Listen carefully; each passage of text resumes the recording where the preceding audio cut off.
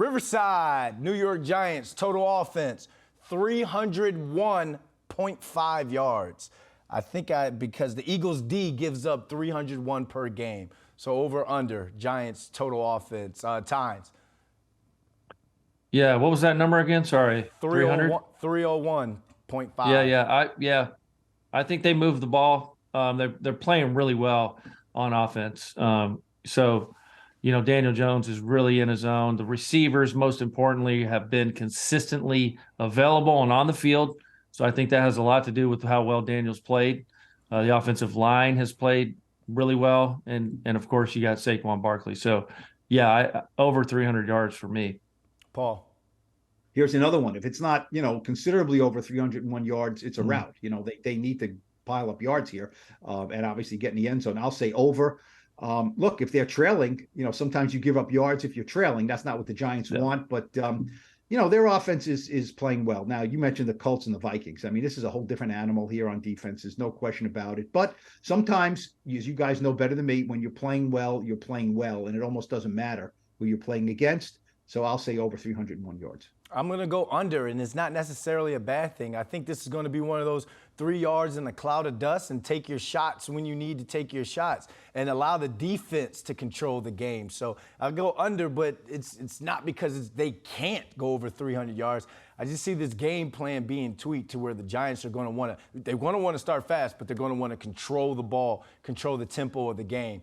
New York Giants forced turnovers. Can their defense get 1.5? Paul. Under. Okay. Under. They haven't been a great takeaway team all year. I don't think the Eagles are sloppy with the ball. So, it's simple as that. I mean, the Giants, that's not a great part of this Wink Martindale defense is takeaway. So I'll say under. Tynes.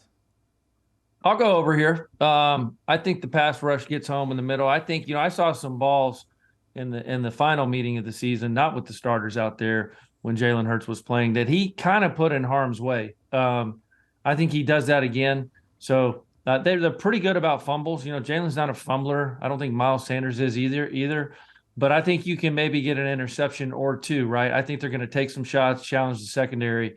I think the Giants over 1.5 turnovers. I think I'll go under on this one, but I like what you're saying, Tynes, about if Jalen Hurts isn't responding to the pressure and he looks rusty, then it will definitely be over because he's going to throw you one, he's going to throw you two. But I think it'll be under this game.